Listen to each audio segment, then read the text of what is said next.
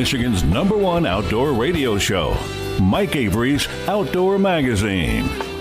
Outdoor Magazine is brought to you by J Sporting Goods, the Ieuter Insurance Group, Angler Quest Pontoons and Polarcraft Boats, The Forward Corporation, Primal Tree Stands, Shadow Hunter Blinds, Security Credit Union, Garber Chevrolet, and by Michigan Brand Meats.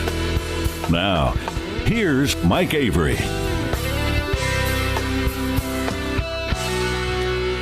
Well, thank you, Ken Hunter, for that introduction, and welcome to another edition of the Outdoor Magazine show right here on the Outdoor Magazine Radio Network. Indeed, my name is Mike Avery, also known as the Big Guy, and glad to have you along with us. 2021 marks my 40th year in broadcasting.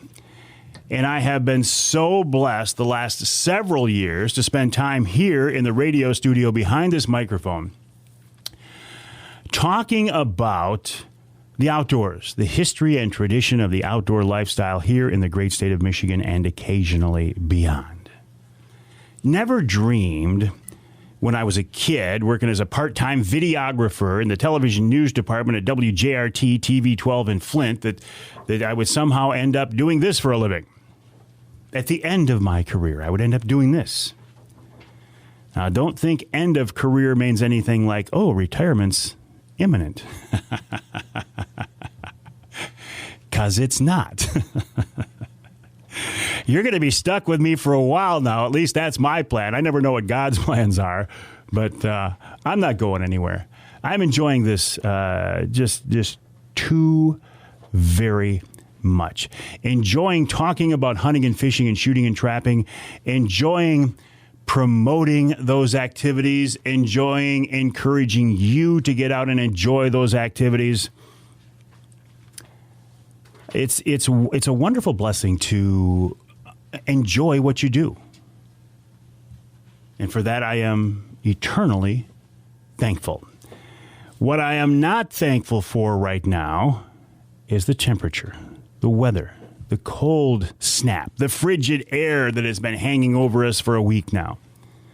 Although I have to be honest, if I had my choice, if you said, Avery, you are now in control of the weather, and you can't make it 70 degrees because it's February, but you have the choice of having a whole bunch of snow or a whole bunch of cold, I would take the cold. I would take the cold over the snow. I know a lot of you who are skiers and snowmobilers and such think that's absolutely stupid, and I get that. But I would take the cold over the snow. What it has done has made some ice in parts of our state that maybe haven't seen some good ice for a while. So for that, you ice anglers should be, and I know you are, you're happy as can be. I am not an ice fisherman anymore. I used to be. I have nothing against it. I'm not one of those people who say never go on the ice. It's never safe. It's crazy. No, not at all. Not at all. Years ago, the Coast Guard on Saginaw Bay, their blanket statement was, do not go on the ice. It is never safe. And as they were sitting there at the Coast Guard Station, Saginaw River, overlooking the Saginaw River in Saginaw Bay, there were literally thousands of ice fishermen out there on the ice, for the most part, 99% of them being safe, going out there having fun and coming home safely every night. So they were kind of forced to rethink that that line of thinking. I used to love to go out in Saginaw Bay and jig for walleye in the wintertime. I think maybe the thing that kind of held me back from fully embracing it was I didn't have the equipment to get out there. You know, I've always had a boat to get out there in the summertime, but for the most part, you need a sled, you need a quad, you need an Argo, you need some way to get out there, and I never had one. And I'm not walking 5 miles offshore to find walleye in the wintertime in the cold when I can jump on the Angler Quest and in 10 minutes, be out there in the boat all summer long.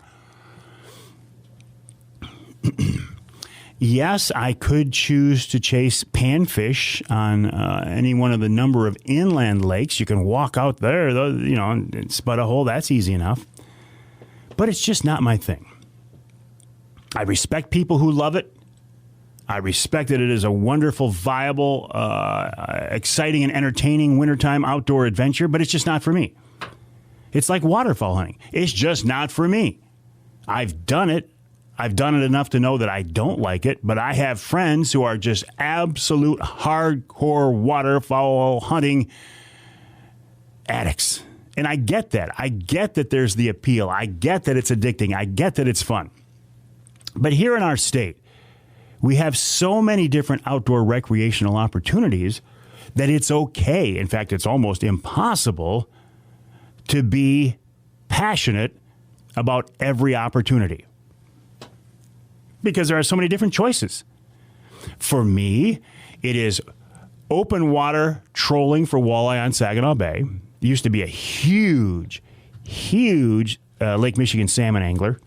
For many years, every weekend, and for 2 weeks during August, we were on Lake Michigan fishing for salmon.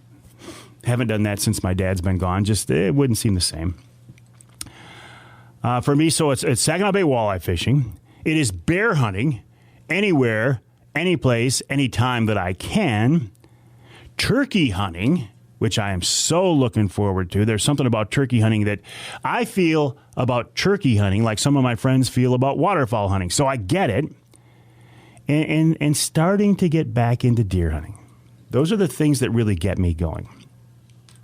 In fact, speaking of hunting, I was thinking just the other day, I am supposed to be in White River, Ontario, Canada, right about now. We didn't firm down a date, but it was, this time frame. I was supposed to go up there on a wolf hunt with my friend Pete Jones, who used to own Superior Bear Outfitters, who's the guy I took my first wolf with about 10 years ago, my only wolf about 10 years ago. We had been talking on the air here last year, and I said, the only way I'd want to shoot a wolf these days is if I could do it with my recurve. And he said, it'll be tough, but it's worth a try.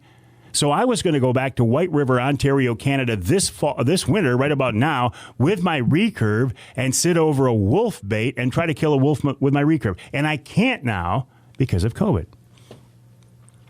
Was supposed to go to Quebec late April, early May, in May, for a springtime bear hunt.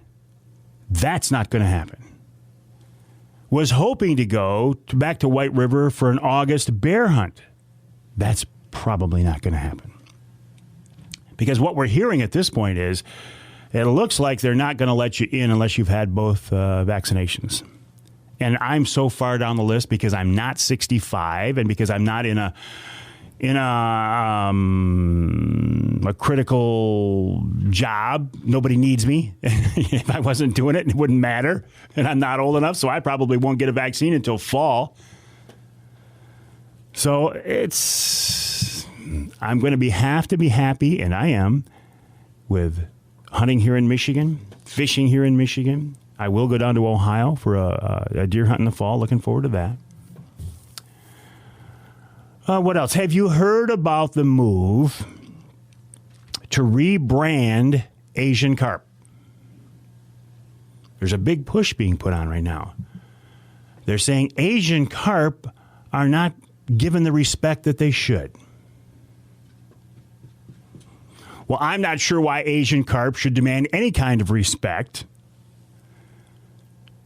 But I do understand that there are certainly biases in the outdoor world. For example, here in this country, we tend to think of carp in general as trash fish. But in Europe, they're revered. In Europe, they're looked at like our muskie and trout and bass fishermen look at their quarry. They're revered. My goodness. Catch the fish, praise the fish, maybe take a question, and maybe take a picture, and then reverently release the fish. And hey, look, there's a lot of room in the outdoors for all these different activities and the different ways to enjoy them. And that's pretty cool. But they want to rebrand Asian carp because they want to try to establish some kind of what is the word? Not a commercial fishery, maybe a commercial fishery. They want people to buy into the idea of eating Asian carp in restaurants. And that is a very interesting idea. At first blush, you might go, oh, geez. But I got to tell you, I've had Asian carp. It wasn't by choice. I was sitting here in this studio, in this chair, and wild game chef extraordinaire Dave Miner shows up with a big smile on his face and a plate full of Asian carp and said, here, eat this. And because I was on the air, I couldn't tell him what I really thought, and I was forced to do it. And it wasn't bad. Let me see. It wasn't awful. But you know Dave. Dave can make anything taste good. Anything. So the fact that Dave Miner cooked up Asian carp and it wasn't awful doesn't say a lot about it.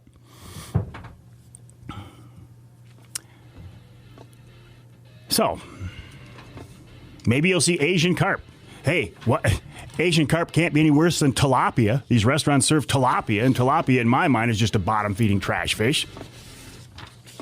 Did I say that? I thought it. Did the words actually come out of my mouth? Coming up on this week's Outdoor Magazine show after the break, the Airborne Angler Martin Szeliga joins us. Then Karl Ieuter of the Ieuter Insurance Group. Tom Campbell wraps up the first hour. In hour number 2, Matt Gay talking about high school and scholastic shooting, MUCC. And in hour number 3, Taylor Pierson talking about trophy pike through the ice. And, of course, we'll wrap it up with wild game chef extraordinaire Dave Miner. That's this week on Outdoor Magazine.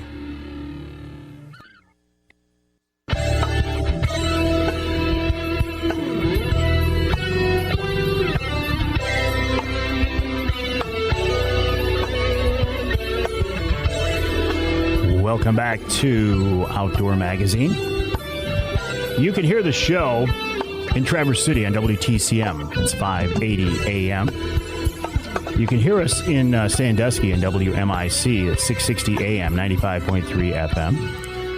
And you can hear us north of the bridge in the Sioux on ESPN 1400 WKNW.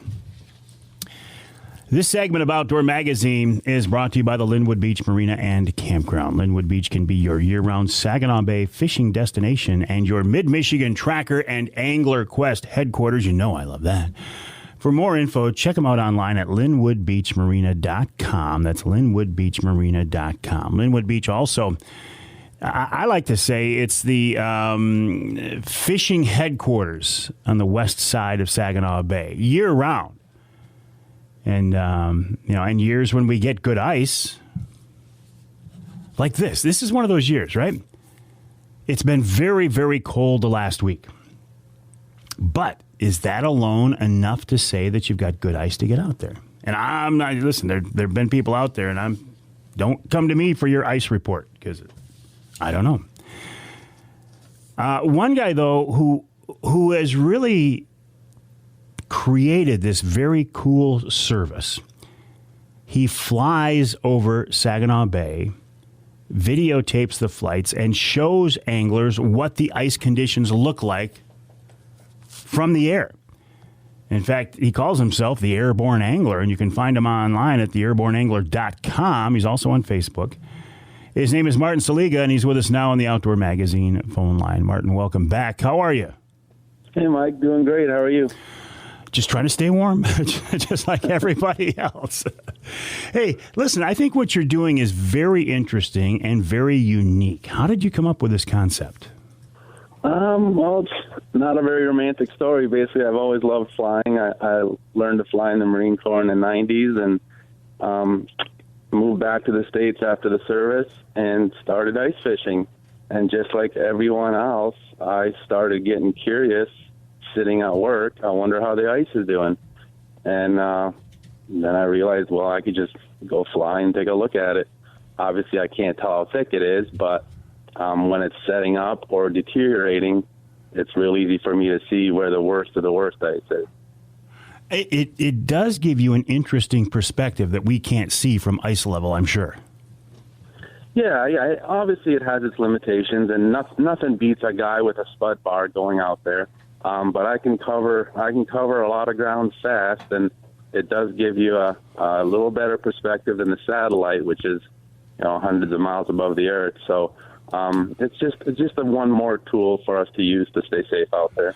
Well, and you do bring up a very interesting point. Basically, look at I'm showing you these images, this video. Don't take my word for it. Go out there with a spud yourself, or trust your buddies who have been out there for firsthand reports. Absolutely, I can't stress that enough. I mean, there's a lot of tools out there, but I know a handful of Saginaw Bay guides who do a wonderful job of going out there, making sure it's safe for their customers. They're doing it the right way. And there's a lot of savvy early ice anglers that, don't need my flights. They know where to go and how to be safe and bring a buddy. But a lot of us don't have a lot of time to do that, and a lot of us live far away. So for anyone that's coming a long ways, and you have to race to get to the launch in the morning to get a good parking spot, so you're usually going at night. That's the guys I want to show some pictures to at least say, hey, if you're going out of this road, I don't know how the ice is, but I know if you turn left, it's open water. So, I mean, it at least gives them a starting point. Yeah, you got these guys who grew up on Saginaw Bay. They know it like the back of their hand. That's one thing. That's one story. I mean, they're kind of on their own because they're going to do what they want because they have the experience to back it up. But like you say, the people who are casual ice fishermen, weekend warriors, or if they're coming from the west side of the state, they've set this weekend aside for weeks now. They're coming. Regardless, that's the people I can see would really benefit from your services. Yeah, I agree, Mike. And but the locals can get complacent too. We've fished some sleds out of locals because you can get a little too comfortable, too cocky. But even if they've done nothing wrong, I mean, it's so dynamic out there, and the ice is there's so many variables that any one of us can go down. I mean, if I fish it long enough, I'm at risk also, and it's going to be really embarrassing. And I try to do my homework, but I don't think anyone is exempt from just hitting a bad patch of ice. Yeah, that would be embarrassing for you, wouldn't it? Yeah, you kind of set yourself up there. You got to be really careful now. I will. Hey, have you been out fishing? Have you done any good? Yes, I have been out fishing. I made it before the windstorm we just had. I made it on foot to 16 feet, although I saw a sled up ahead, so I was dreading those sore legs the next day. But I made it out to 16 feet on the west side. The water was crystal clear. We set up for a couple hours in a night bite, no shanties, just sitting with our backs to the wind. I did not mark any fish. Then we had the windstorm, and half of that ice was gone, so I could only make it 1 mile out, which was 10 feet of water. And once again, I'm fishing a tiny spot in the bay on a launch close to me, so I was not successful. But I'm starting to see some fish pictures, limits from the river, both in Saginaw and Bay City, and there's some shore ice guys that have been doing well, and it's good to see. But we're all anxiously waiting for that new ice to freeze because a lot of guys believe the fish are staged out deeper. So we're hoping this weekend we can safely make our way out there. You talk about the wind. That is a huge factor, isn't it? It is, and you have to watch it. When you go out there, a lot of people. I used to just take it for granted because you always pay attention to it on the boat, but you think that because you're on the ice, you don't need to, and that's a lesson I learned that you do. And as you, I'm sure, saw the news stories of the guys getting rescued off Sturgeon Bay, and we had some close calls here, although they were able to self-rescue. But the wind, you have to pay attention to wind out there. It can break off a shelf, and it's not a landlocked lake for there's nowhere to go. There's always that northeast side where the ice can go. Marty, how often do you get up in the air? How often do you make your flights? Well, I have to get the time off work, obviously, and I also have to get the weather to cooperate, and the airplane has to be available. So a lot of things, have to go right. So I usually try to plan it for, obviously, when it's setting up and also when it's deteriorating. Once it's all ice or snow covered, there's very little use, I can provide. Then I'd rather get out there on foot and start looking. But I try to at least once a week, and I try to make it close to the end of the week for the weekend guys to have the freshest update. But fortunately, my employer's been, good working with me. This is in our peak time, and also my wife has been very good. She knows if I'm going flying, it's going to start at 6 a.m., and I'll be hogging the kids' Wi-Fi till 6 p.m., uploading all the footage. Well, and again, people need to check and verify for themselves. But the last time you were up, and things can change daily. We are in a cold snap right now. The last time you were up, how did things look? Well, the last time I went up, the new ice had slid over to the northeast side, and what was open water was already skimmed over on the west side. It looks like a big giant boot, and that looked already skimmed over. Now there was some small patches of, I believe they were clear ice. I saw some open water where seagulls were in and ducks were in, but that was real close to shore. I think the majority of those open spots, I incorrectly said they were open water, but I believe they were very, very thin, clear ice. And, I always want to err on the side of caution. Nothing would make me happier than somebody go out there and prove that it's ice, but I know it's thin ice. So I heard some reports from friends last night on an airboat that the new ice in that specific area was about 4.5, 5 inches, but the airboat still cracked some of it. So we couldn't ask for better temps. I think it's going in the right direction. I don't see any strong storms and winds in the forecast by this weekend. So any day now, I think guys will be spudding their way out there to see how it's looking. Just curious, what altitude do you fly at? Well, I have to stay at least 500 feet above any object or person out there. Not over the ice, but if there's a fisherman, I do. So I give myself a little bit more cushion. I try to keep it 1,000 feet above the ground. That way, if I lose an engine or have an emergency, I can still glide and pick out some place to put it down. So I think the best angle and the best quality is about 1,000 feet above the ground. And you fly basically from the base, Saginaw River, all the way up to what? Archery, Tawas? Where? Well, yeah. So thanks to the supporters I gained to help me with this stuff, last year at the end of the season, we lost a gentleman in Tawas. It was almost at the end of the ice season, and at night, a gentleman, I believe, put his four-wheeler into a crack. So I didn't even know people ice fish Tawas, to tell you the truth. It's usually up there. It never freezes, but that shallow bay does. So I usually take off from Bay City, which is right on the Saginaw River. I try to follow the river up north, and then I go up the east side all the way to Caseville. And then if there's ice on the bay, I can climb, probably 7,000 feet and cross the bay to Archery. But if there isn't, I don't want to cross that water, so I come back down, go back around the west side, and I've included Tawas this year just to make sure we don't have any accidents. Well, I think what you're doing is it's a very cool service. I appreciate that. And I'm also looking forward, because I'm not an ice fisherman, to when the ice goes away and I can see your video of you pulling that underwater camera and watching the fish come in and react to your baits. That is very cool.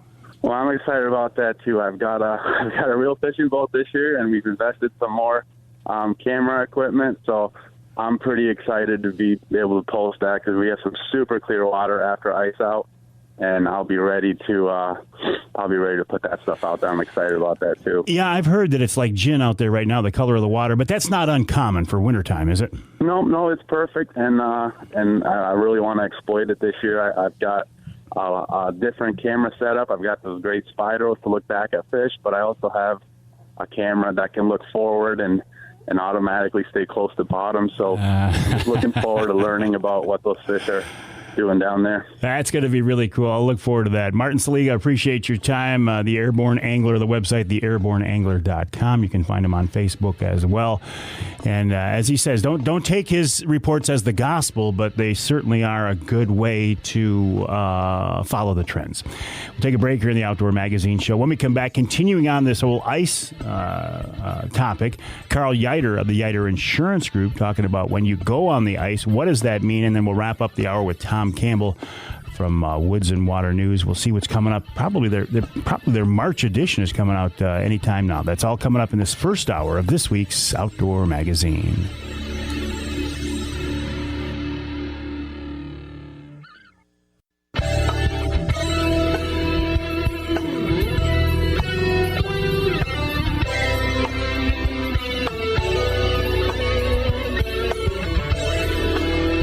can hear the Outdoor Magazine show in Alpena on WZTK. That's 105.7 FM. You can hear us in Tawas, where the Airborne Angler was talking about just in the previous segment. On WIOS AM 1480 AM and 106.9 FM. And you can hear us north of the bridge in Newberry on WNBY 1450 AM. This segment of Outdoor Magazine is brought to you by Speedy Blaze. Speedy Blaze is a safe, clean, water-resistant, insect-resistant alternative to traditional firewood.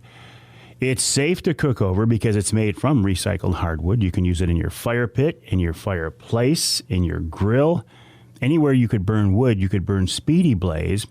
Easy to start, burns hot, burns clean. Michigan-based company. There's no downside. Check them out online at Speedy Blaze. That's Blaze, B-L-A-Z-E, SpeedyBlaze.com. People say Speedy Blade. No, a Speedy Blaze, like a blazing fire, SpeedyBlaze.com. While you are online, please check out my website, MikeAveryOutdoors.com, and jump over to Ieuter.com. That's the website of my friends at the Ieuter Insurance Group. I have worked with the Ieuter family for many, many years. They do all of my insurance work from a business perspective, a professional perspective, and personally as well. I trust these guys. They are a respected company, and they always have great advice. And they're outdoorsmen. They love to hunt and fish as well, which is a win-win all the way around. Karl Ieuter is with us now on the Outdoor Magazine phone line to talk about a couple of things. Karl, welcome back. How are you? Good. How you been? I've been doing real well, just trying to stay warm like everybody else right now, huh?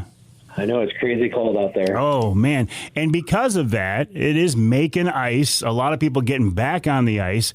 And I was just talking in the previous segment about ice conditions on Saginaw Bay, but we could have this conversation for any water across the state.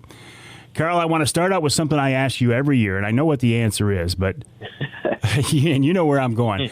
Oh, yeah. There is this misconception, and I've seen it, I've heard people say it, that if you drive your vehicle on the ice, that your insurance is then void. Is that the case? No, it is not. I don't know of any insurance company that voids it if you drive on the ice. Obviously, unless you did it intentionally. But no, if you're out there ice fishing and you drive it on the ice and it goes through, as long as you have full coverage on your car, you would be covered. Now, you said something I got to follow up on. You said, unless you did it intentionally. No, I'm talking about, people intentionally driving their vehicle out on the ice to fish. Is that what you're talking about? No. I'm just like, if you're trying to get rid of your car. So no. If you're trying to sink it intentionally. Right. No. So, yeah, if you're pulling your shanty out there, just driving on the ice and it goes through, and you have full coverage on your car, comp and collision, then you would have coverage if the car went through and got ruined. I'm assuming it's the same for sleds, quads, Argos, that type of thing? Exactly, yeah. We've been up at Burt Lake quite a bit lately, and there's been a few sleds and quads that went through pretty early in the season. And so as long as, again, you have those scheduled, which means listed on your insurance policy, for full coverage, you would have coverage. How's the fishing been at Burt Lake? For me personally or everyone else? All right, you've answered that question. I'm working at it. But no, I can't. There's been tons and tons of fishermen out on Burt lately. So I haven't done the best, but yeah, they've been catching some up there. Yeah, that's good to hear. What about, you talk about a sled going through or a quad going through. I know that the Coast Guard will come back at you and say, hey, you've got to pay for that recovery.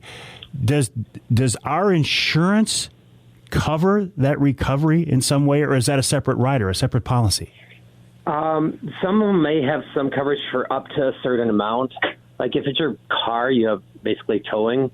And if you have $100 in towing, that's not going to pull a car out of the lake. So you could be out of pocket for the recovery. Which can get very expensive. Very, very expensive, right? So, they will pay the damage to your car, and if you have towing on it, like if your wheels just go through, and you have $100 in towing, they'll pay that. But if they charge you $500, you're going to have $400 out of pocket.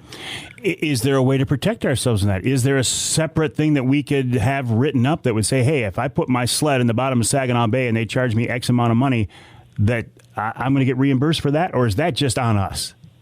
That's on you. You probably, you can get as high a towing limit as your insurance company provides, but they're not going to. It could be extremely costly. The better thing is to make sure the ice is safe before you go out. Yeah, absolutely. What about insuring all of this ice fishing gear we have? You and I have talked about this before. At what point do you itemize it? At what point do you take pictures of what you? How fine a detail do you get? Do you don't want to know every teardrop or every jig and rappel that I have?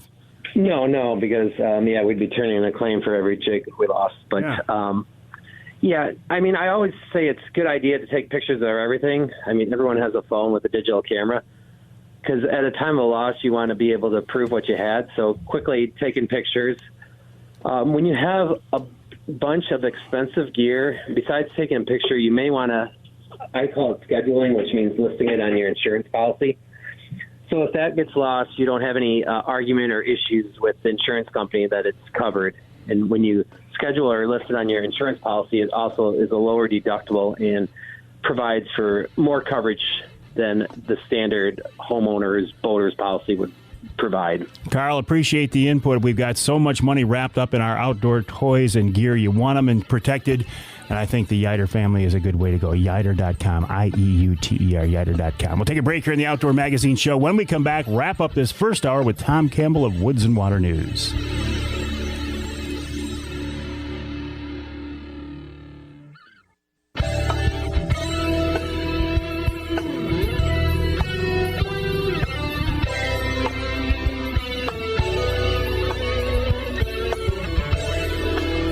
Hear the Outdoor Magazine Show in Marquette on WDMJ. That's 1320 AM. And you can hear us in Caro on WKY. Two stations, in fact, WKYO, 1360 AM and 92.1 WIDL.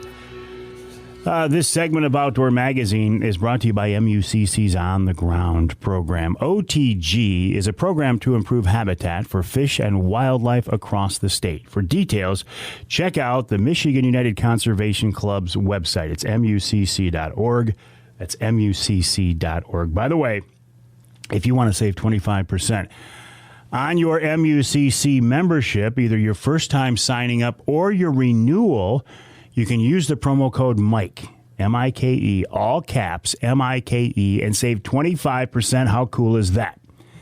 Again, the website is MUCC.org. I want to turn our attention now to the good folks at Woods-n-Waternews, Michigan's premier outdoor publication. The website woods-n-waternews.com. Tom Campbell, one of the guys behind Woods-n-Waternews, with us once again. Tom, welcome back. Hey, thanks, Mike. Appreciate it. Always a pleasure. And boy, we've gone through quite a cold snap here, a cold spell. We are, aren't we? It is funny here. We're working on last-minute things for the March issue. Of course, the February issue is out there on the newsstands right now, but it's hard in your mind to be working on last ice stories when we really just got solid ice. So it's kind of a hard thing to wrap your mind around, but we'll do it. I have always, though... I don't know how you guys do it, because here, as a broadcaster, I talk about things that are going on right now. And you're dealing with issues. You might have had your writers write these stories last year for the March issue. I can't wrap my brain around it. Right.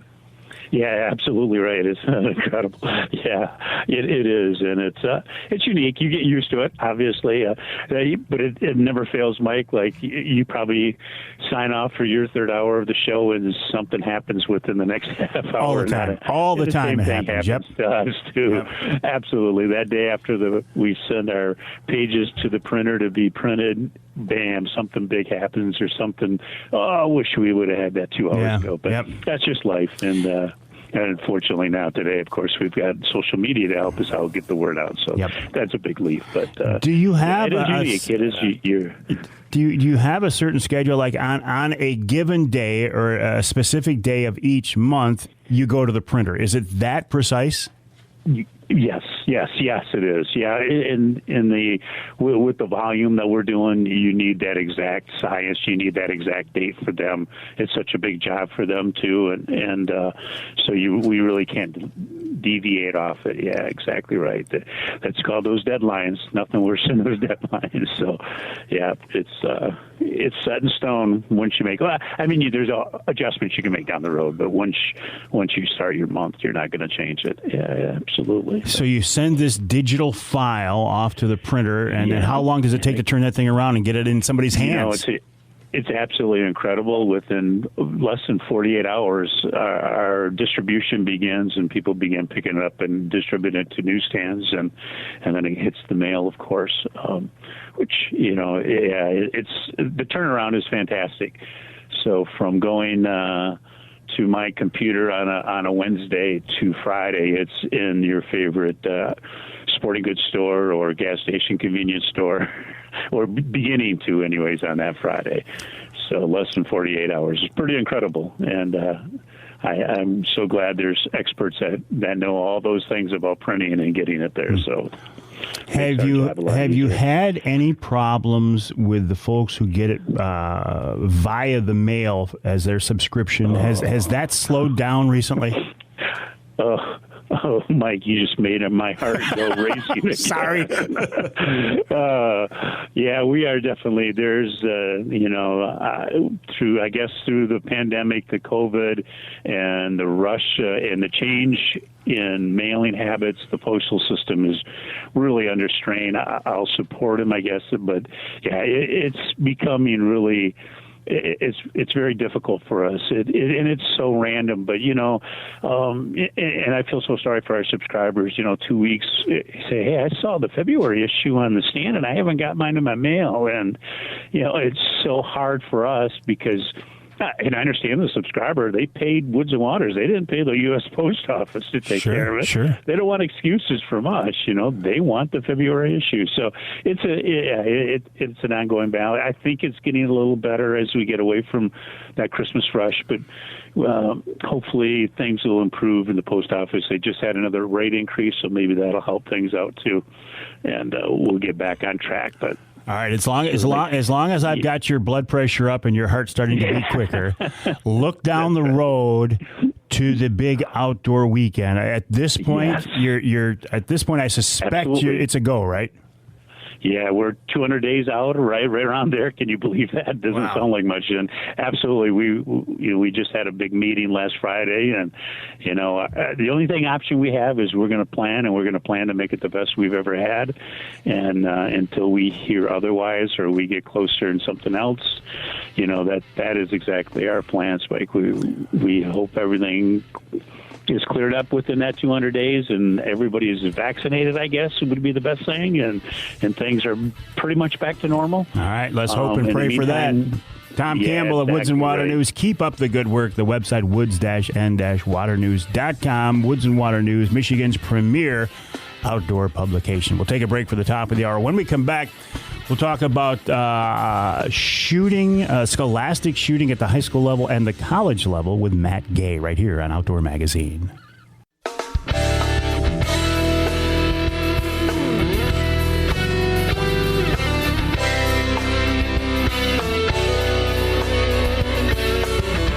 Time now for Michigan's #1 outdoor radio show, Mike Avery's Outdoor Magazine. Outdoor Magazine is brought to you by Jay Sporting Goods, the Ieuter Insurance Group, Angler Quest Pontoons and Polarcraft Boats, The Forward Corporation, Primal Tree Stands, Shadow Hunter Blinds, Security Credit Union, Garber Chevrolet, and by Michigan Brand Meats. Now, here's Mike Avery. Indeed, this is the big guy, Mike Avery. Welcome to hour number 2 of this week's Outdoor Magazine show right here on the Outdoor Magazine Radio Network. What do we got now? Almost 30 stations across the state, AM and FM stations in almost every corner of the state to broadcast the 3-hour show that is a celebration of the history and tradition of the outdoor lifestyle here in the great state of Michigan and occasionally beyond. It is a 3-hour show. I think the best way to listen to Outdoor Magazine Radio, if you can, is on your local AM or FM station. You'll get your local news, weather, sports, even your local commercials. Plus, the broadcast stations get access to the content before the podcast is uploaded. The podcast is only out there if if it's more convenient for you, but I really recommend listening on your local station if you can. If your local station doesn't carry all 3 hours, or if you live in some part of our state not covered by the broadcast signal, it's nice to have the podcast there as an option. And the podcast, and this is so confusing these days, I mean, not to me, but to some people, the distinction between a radio show and a podcast has been completely blurred in a lot of people's minds.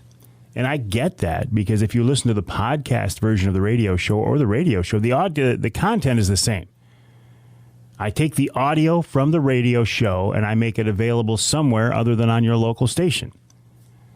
You can hear it on the website, MikeAveryOutdoors.com. You can hear it on my Facebook page. You can hear it on Amazon Music. You can now hear it on Audible.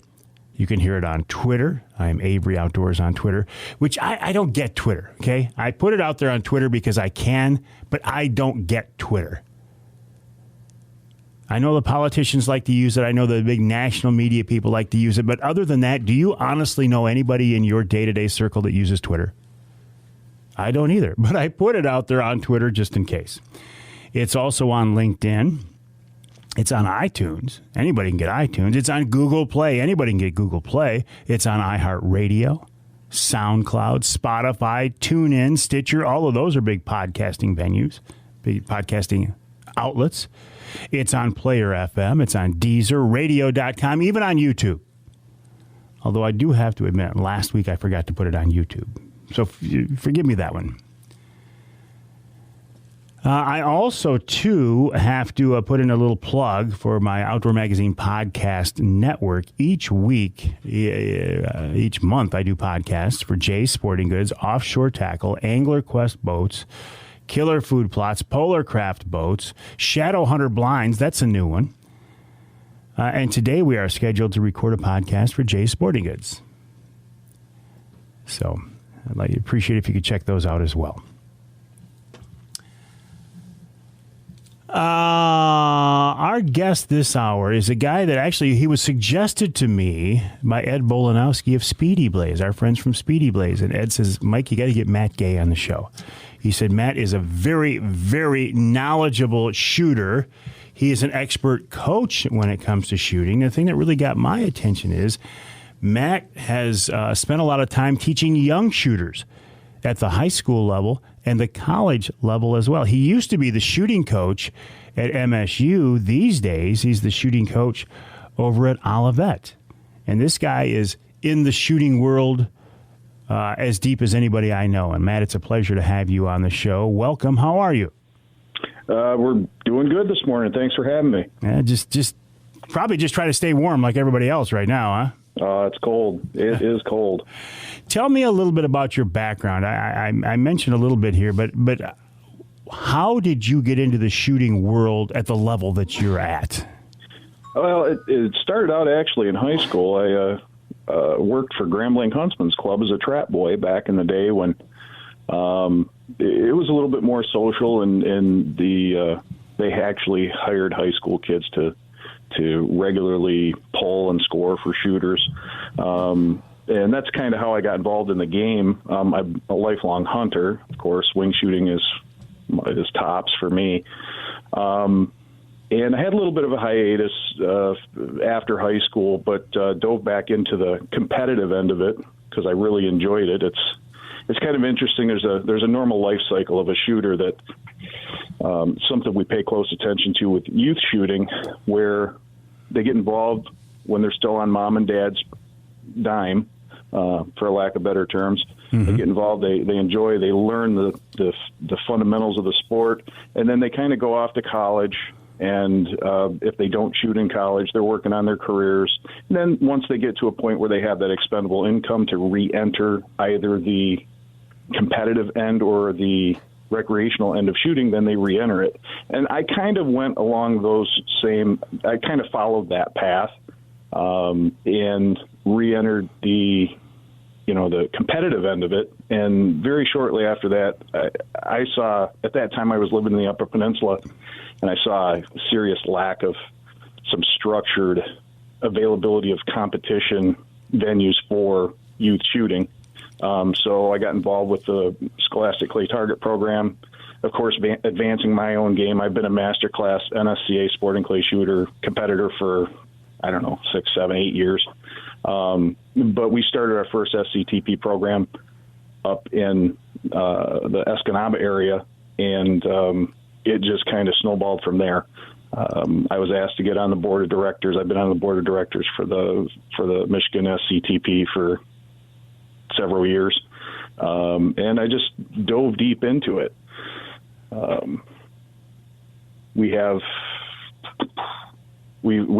I've taken several coaching courses up to and including the high performance USA Shooting Olympic training courses, and it's just something I enjoy. I enjoy shooting and I enjoy coaching. When you say master shooter, give me an idea what that means. If somebody threw 100 birds in front of you, how many of those 100 on an average day would you hit? Sporting clay courses are so variable, and the degrees of difficulty are so very. If let's say if I went to we're all familiar with fundraiser shoots. Okay, the level of difficulty at a fundraiser shoot to me is it's pretty easy. A course like that, I should be at a 97, 98 out of 100. On a registered sporting tournament, whether it be the World English Sporting or the U.S. Open or something like that, I should be somewhere in the mid-80s to low 90s out of 100. Master class, it's kind of they have a system with the National Sporting Clay Association. You start out in E, and then it proceeds to, D, C, A, AA, and then master. So you actually work your way up to get to master class. And it takes time. I think it took me about 6,000 total registered targets to go from entry level 6,000.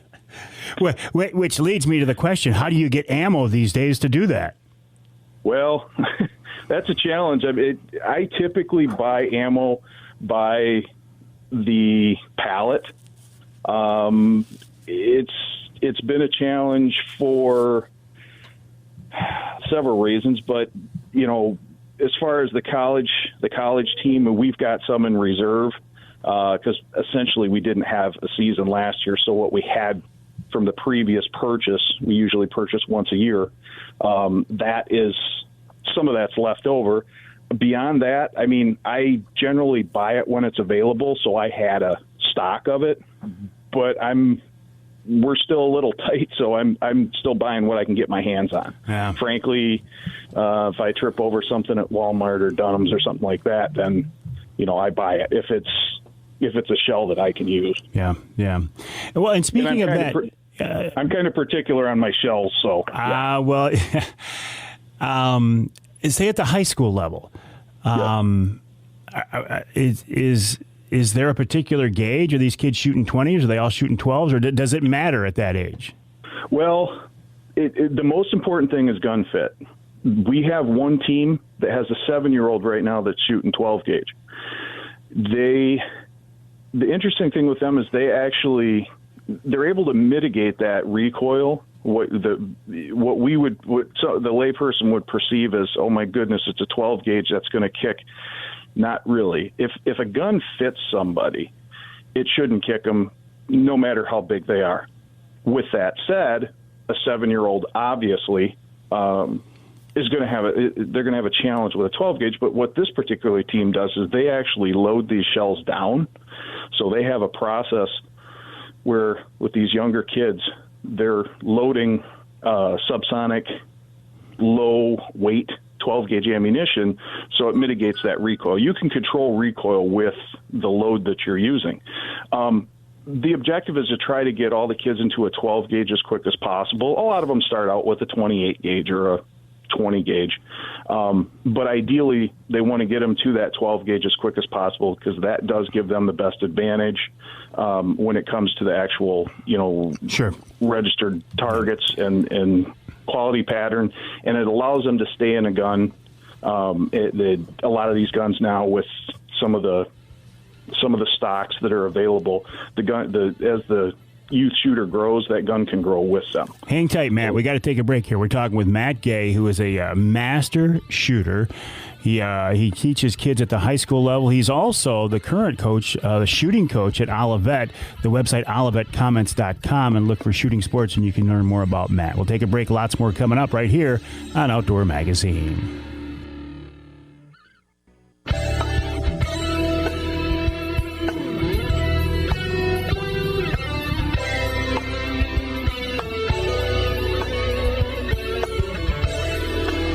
Welcome back to Outdoor Magazine. My name is Mike Avery. So glad to have you along with us.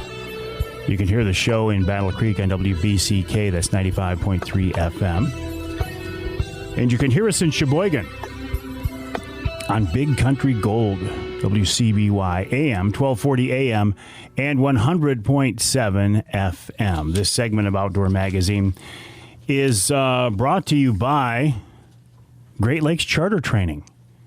If you've ever wanted to be a charter captain, if you've ever wanted to get your captain's license, I am convinced this is, well, for me, it was the best way to go. I would not have been able to get licensed had I tried to do it on my own, although there is, you can do it.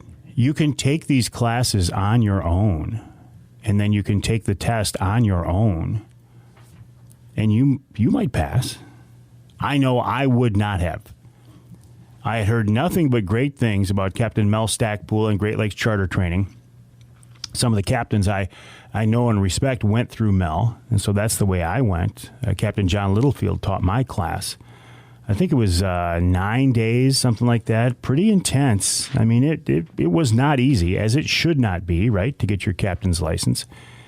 And I would not have been able to do it without the folks from Great Lakes Charter Training. They're having a series of classes across the state right now. I think they're still doing some online classes if you're still hinky about getting together in person. Go to their website, glctraining.com. That's glctraining.com to find out what's available in your part of the state, and you can sign up there. It's a very exciting process. For me, it was a very rewarding process to get your captain's license. If you're going to take people on the water for hire, even a charter captain, a fishing captain, dive excursions, towboats, sailing excursions, sightseeing trips, river cruises, whatever. If you're going to take people on the water for hire, you need to be licensed, and the folks at Great Lakes Charter Training can help you do that. Again, check them out online, glctraining.com. That's the website, glctraining.com. While you are online, please check out my website, MikeAveryOutdoors.com, and head over to OlivetCommets.com. That's the website of Olivet College. Once you're there, you can look for shooting sports, and you will find Matt Gay, who is the shooting coach at Olivet College. He used to coach at MSU. He's been intimately involved with teaching kids at the high school level about shooting. And Matt, I got to ask you, with all the things going on in the world today, and is it still cool for kids to shoot, or are they kind of on the outs these days? Actually, the sport itself is growing by leaps and bounds. I think not to go on a societal route, but I think things are not as though they appear in the normal media. It's just not representative of what we see. There are a couple of programs that facilitate youth shooting in Michigan. The U.S. Clay Target League's one of them. That program essentially started 2016 in Michigan and has just exploded. If not for COVID, their 2020 season, they would have had over 2,000 kids, and 100 high school teams, and those are strictly high school based teams. We're not seeing that negative aspect that seems to be prevalent in the media and what's being put out there. We try to focus on the positive end of it. And in the reality, when you're looking at the sport itself, it's been an Olympic sport for over 100 years. When I was in high school, I was a 3-sport athlete, the traditional football, wrestling, track. In order to shoot well, you don't need to run a 5.5-minute mile. You don't have to have a 4.7 40 speed. This allows a student athlete to learn all of those lessons learned in a team sport, but they don't have to have that natural athletic ability that your traditional athletes do. Well, and I notice you do call them athletes. Absolutely. They are absolutely athletes. Give you an example. When a resident Olympic athlete for USA Shooting goes to Colorado Springs, the first thing they do is they meet with a nutritionist. The second thing they do is they meet with a sports psychologist. And the third thing they do is they meet with a trainer. Wow. That's what I learned in the training that I had through USA Shooting. They are absolutely athletes. It's very similar to golf in terms of skills needed. It's very mental. But that level of concentration and focus is absolutely a sport. And I know you've taught at the high school level and college level. Is this to the point now where a kid can actually, say, get a scholarship and go that route? Absolutely. Yeah, we have scholarships for the program through Olivet College. There are other college programs out there that offer the same in other states. There's a couple in Michigan, but yes, with Olivet College, we are actually part of the athletic program, which was one of the draws for me going to Olivet from MSU. They want to treat this as it should be, as a legitimate sport, as football or soccer or wrestling. It's treated exactly the same. We're not affiliated with the NCAA, but we are treated as an athletic sport within the college, within the athletic department. It's got to be a different world, too, working with high school kids versus college-level kids, right? Because they're at different points in their development and in their shooting skills, I would imagine. Yes, it's ideally, just like with any of the sports, as a college coach, you want to try to recruit those that have shown good fundamentals, good performance in high school. It's really no different. They also have a little bit different. Their entire life in high school was pretty structured.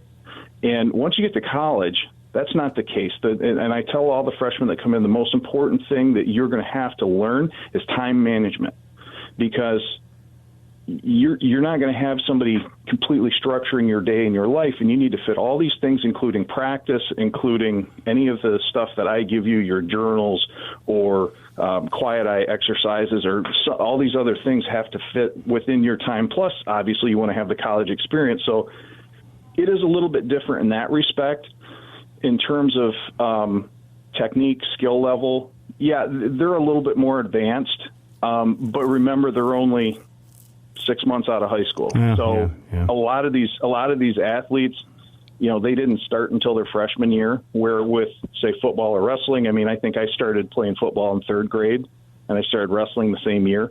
So there's a lot longer duration of learning those fundamentals in comparison with this sport, which is relatively new to college and high school.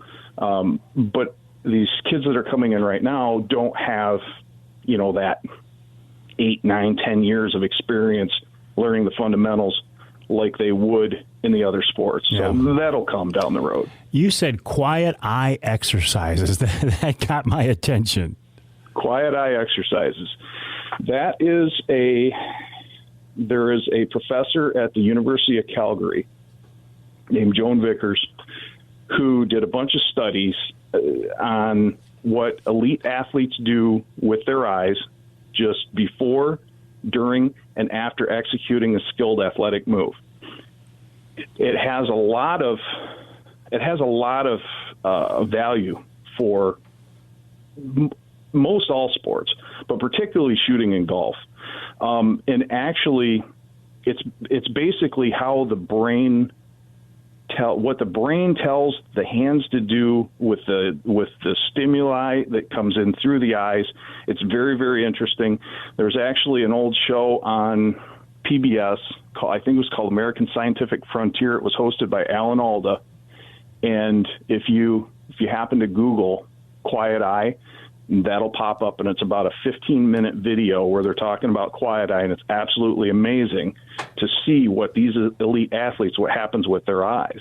The basic premise is, and you can think of it in the context of hunting birds, depending on, of course, what kind of dog you use, flush or a pointer.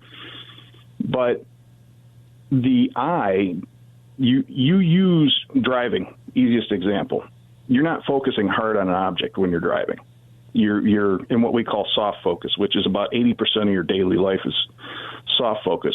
But when you see a red light, brake light, pops bright in front of you, you instantly transition from soft focus to hard focus and slam on the brakes. Well, the human brain and body reacts faster to stimuli from the secondary vision or soft focus than it does to the hard focus. So basically we take that and we teach shooters to soften their focus, and when the target enters that vision, they will transition to hard focus, but they actually react quicker, and the brain processes the trajectory of that target better to allow them to execute a better shot on the target. That's the whole process, and it's very lengthy. We could talk for hours on that type of thing, but the science behind it and how the brain works, how the hands work, and if you think about it from a human developmental standpoint, if human beings, as we were evolving from whatever, not to get theological, but we react faster to something that would jump at us out of our secondary vision. If you're walking down a path, let's say a snake or something jumps out at you, your reaction time is faster to that than if you were focused on a camouflaged area looking hard at a specific point. So transitioning that into athletics and how that applies to golf, shooting, several other sports, we can determine how to train an athlete to harness that and better utilize that when shooting clay targets. Matt, I tell you, this is far more involved than I ever dreamed. I think it's very exciting, though, that we have shooting sports at the high school and college level here in Michigan, and I appreciate all the hard work you've done over the years to help make this happen. Matt Gay is the shooting coach at Olivet College. You can go to the website, olivetcomets.com, and look for shooting sports. You will find more about him there. Very interesting and very knowledgeable man, and I appreciate it. We'll take a break. MUCC coming up right here on Outdoor Magazine.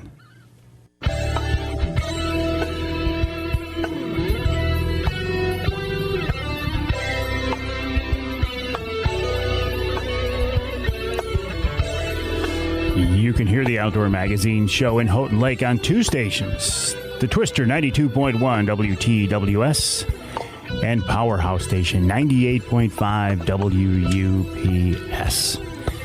This segment of Outdoor Magazine brought to you by Boning Archery. Michigan-based Boning has been a leader in the archery industry since 1946. That means 2021 is their 75th anniversary. How cool is that?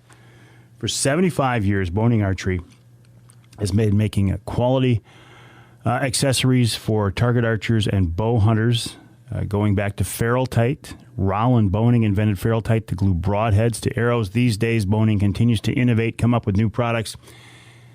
Their 75th anniversary has been curtailed. Some of the events they wanted to have in person, obviously, because of COVID. So check out the website, bohning.com, for details. Bohning, BOHNING.com.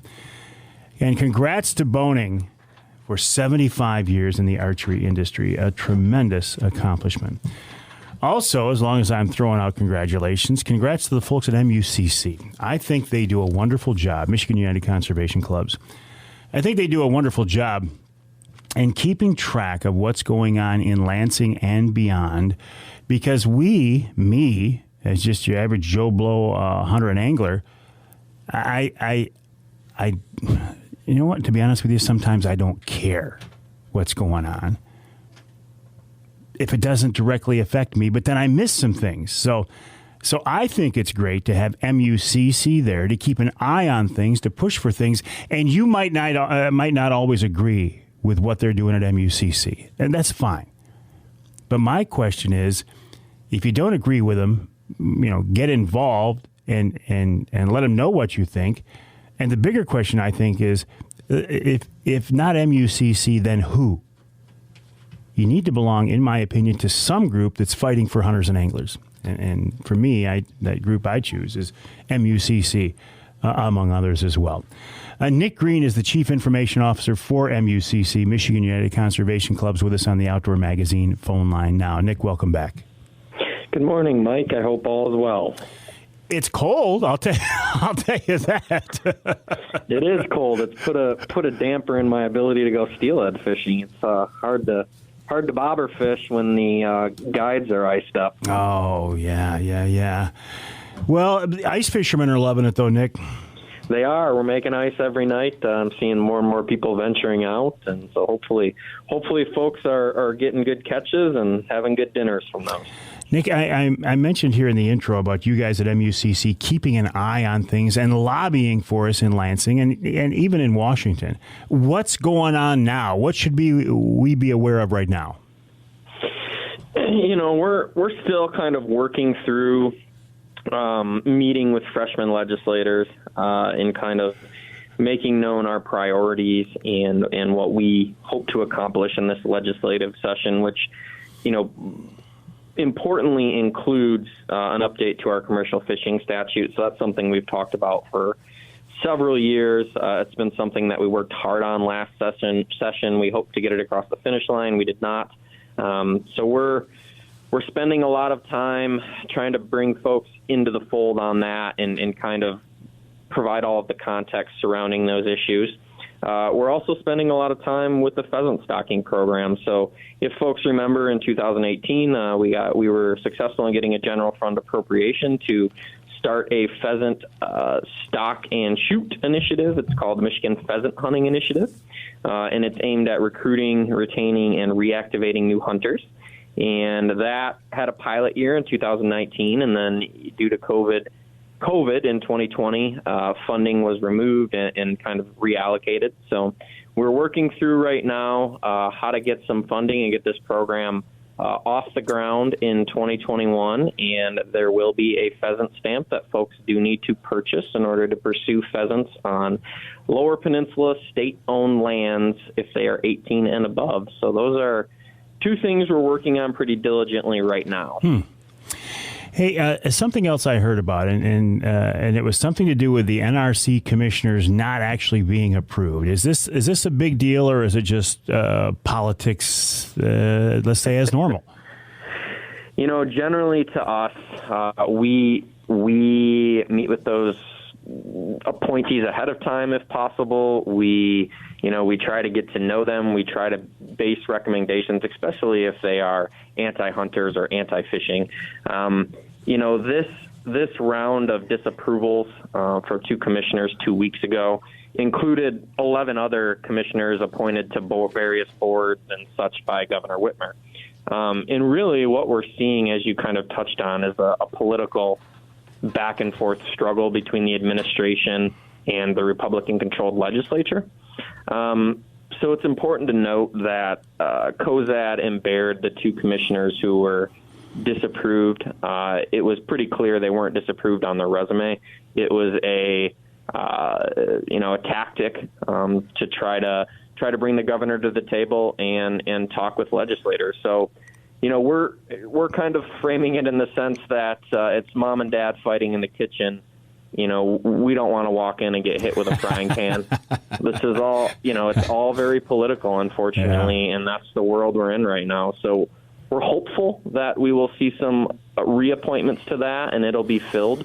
But we're not sure when that ice jam will break, and hopefully the administration and legislature can get some stuff figured out in 2021 and move forward.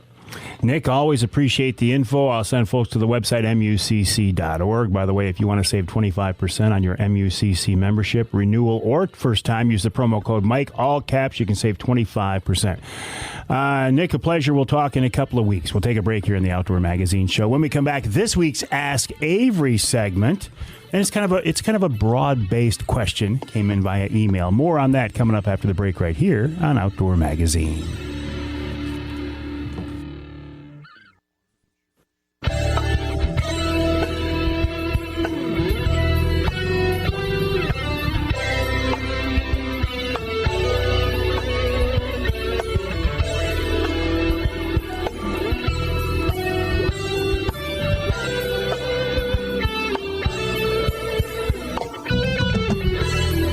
Welcome back to Outdoor Magazine. During the break here, Charlie Root, who's in the studio with me, doing a wonderful job as always, Charlie.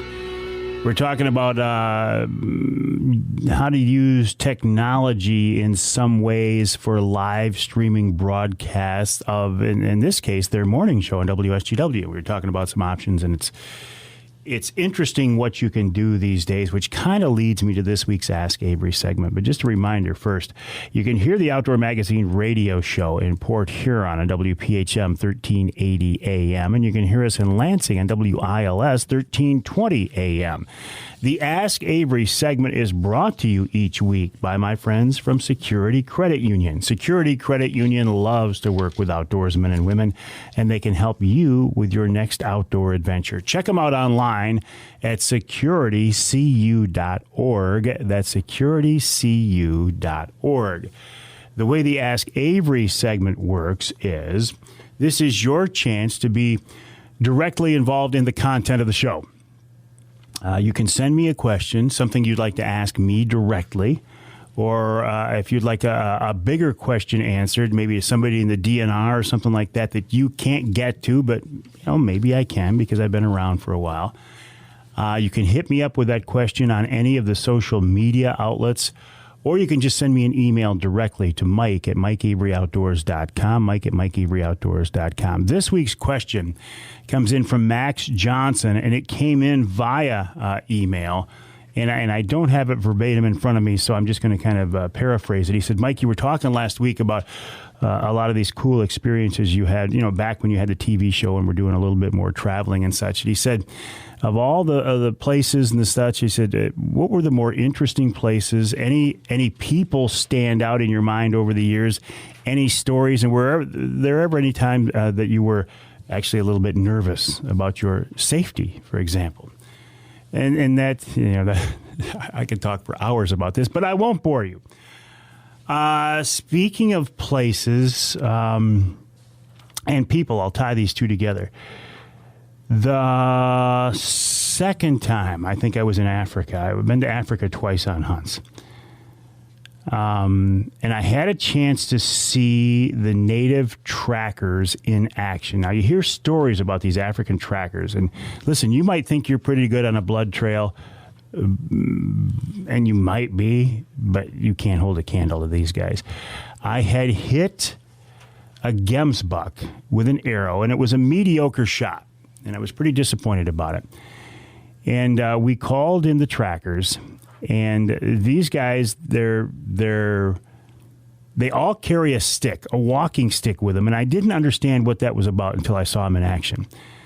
But when I shot this gemsbuck, it was at a water hole on a sand flat that thousands, hundreds of other animals had walked through, right? And these trackers came in, and I showed them where. I sat in the blind, and I said he was standing, right out there. and they started poking around with these sticks, and they didn't have any blood to go on. Based on the track of an animal that had started to run, they figured that was the animal, and they got on this track, and they followed it among hundreds, thousands of other tracks, and they used this stick. What they did was, when they found the track of the animal they want, they would put this stick in the ground, or just hold it on the ground, and the next guy would look back and and they'd work it as a team. It was the most amazing thing I'd ever seen. Eventually, they got on blood. The blood went away, and they're following an individual track of an animal, a particular animal. These guys were like tracking dogs on steroids. But they found the animal. It was one of the most impressive examples of outdoor skills I've ever seen. Another very interesting person that I ran in along the way. His name was Trevor. Trevor was our native guide in Alberta, and I don't mean to make a cliche, but he was a one-eyed guy, and he was so in tune with the local whitetail herd. It was absolutely incredible. This guy knew every big buck in square miles and miles of territory, and he was so darn tough that we went out one morning, and he could tell something was bothering him. I said, "Trevor, what's going on?" He said, "I got this bad tooth." He said, "This thing is driving me crazy, and it really hurts bad." He took us out to the blind, dropped us off.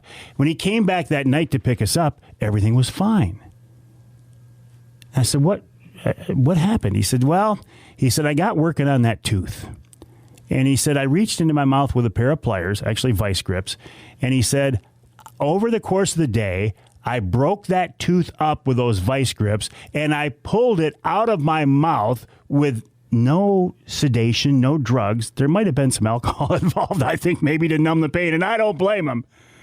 He worked on that tooth, he busted it up, and he pulled it out of his mouth. And he was fine. There are some tough people in this world. Anyway, there are a lot of different stories, a lot of different things I could talk about, but those are two that come to mind right off the bat.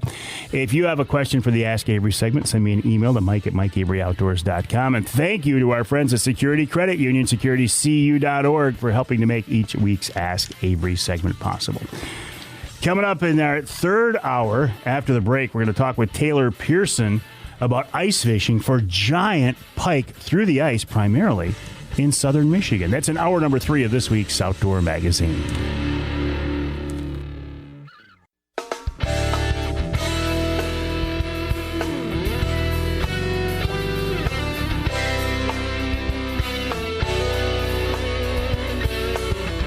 Time now for Michigan's #1 outdoor radio show, Mike Avery's Outdoor Magazine.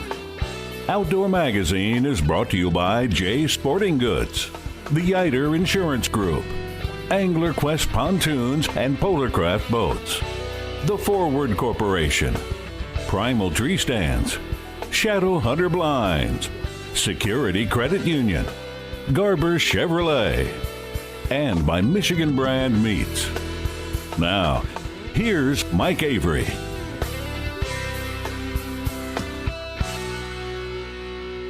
Indeed, this is the big guy, Mike Avery. Ken Hunter, thank you for that introduction, and welcome to hour number 3 of this week's Outdoor Magazine show right here on the Outdoor Magazine Radio Network. As we are recording this show, and actually, as I look at the forecast for the next few days, and I've been burned before by trying to look into the future when it comes to the weather, but we're in the middle of a deep freeze, and it looks like it could continue on for a while. And personally, I would take cold weather over snow any time. But if I was still an ice fisherman, I would be very excited about this cold weather, because we're getting ice conditions in parts of the state that we haven't seen for a while. And that's good news for a guy like Taylor Pierson. I first became aware of Taylor a couple of years ago online when he was sending me these pictures of these giant pike over and over consistently. So I started following him and following his adventures on the ice. And I'm very, very impressed. And I thought, you know what? With good ice conditions or ice conditions setting up, especially in the southern part of the state, it might be a great time to get Taylor back on the show. And he has graciously agreed to join me once again. And he's here. Taylor, welcome back. How are you? Pretty good, Mike. How are you doing? Yeah, I'm doing real well. How about ice conditions? Have you had a chance to get out lately? Yeah, we've been out a few times. I think probably 4 weeks now, I guess we've been fishing. I mean, this last week, it really got good. We had really a lot of open water still in some of these lakes around here up until last week.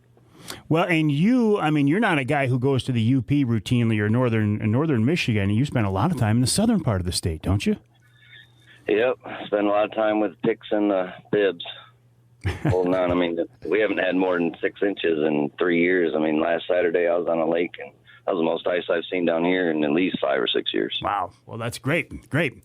But I would think that, some of these southern Michigan waters you're on, I wouldn't think they would produce the fish. I would think you'd have to go north where the fish might not get as much pressure, Taylor. Yeah, it's definitely not easy. I mean, they're few and far between, and you really got to work for them. You got to have a lot of patience. Are you fishing private lakes? Are you fishing lakes bodies of water anybody can get to? Most all of them, yeah. I mean, we fish a couple private lakes, but they have a ton of houses on them, so anybody can fish them. But most of the lakes we fish are public. When I say big pike, everybody has their own impression. I mean, to me, a big pike is a 36-inch fish. That's the biggest pike I've ever caught. But what's a big pike to you? What gets you excited? I mean, 36s are nice. I mean, we still get a little bit excited over those. But really, I mean, 38, 39, 40, when you get up in that range, you can really tell the difference. And those really get you going because they always come by the hole a few times before you actually get your hands on them, so you get to see them. That really gets you going. Well, and in my very limited experience with really big pike, they get to a certain point where they start to get shoulders. I mean, they get some mass on them, right? Oh, yeah, for sure. Big old heads on them. Gator heads, that's what we call them. Gators. I love that. Does every lake have the potential of growing these truly monster pike if left alone and not picked out of there when they're hammer handles? Oh, I mean, I think any lake, yeah, if they're taken care of, definitely can produce. I mean, I have some lakes that are 90%, 15 to 20 inches, but there's still a 40-incher caught out of there every year. I mean, you definitely have the potential. So if somebody was out just fishing for fun and they wanted to get a pike dinner, any legal fish, would that person approach a day on the ice differently than you do when you're out there for trophy fish?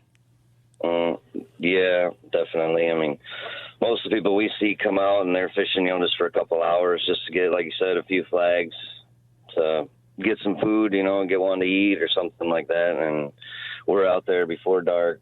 And we're out there before dark and fish until dark pretty much every day. And we're not expecting, if we get 3 or 4 flags on some of our lakes, that's a great day, but they're all going to be giants. Really? So you got to put your time in. Yeah, definitely.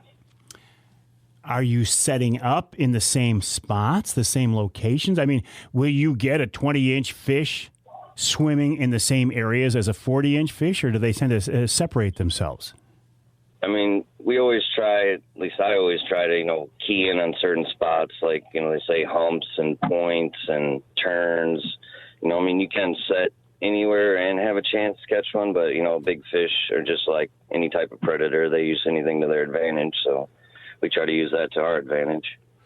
Are these lakes that you fish during open water to map them out? Yeah, for sure. We spend a lot of time mapping and picking waypoints and just searching water. I mean, I spend a lot of time just cruising in the summer, looking at weed lines and weed beds and breaks and turns and stuff like that to try to find the best spots. And I really found that's almost better than anything. I mean, avionics is great, but there's nothing better than seeing it in person and knowing where it really makes a difference on certain lakes. Will you catch any of these really monster pike? Will you catch them in the summertime?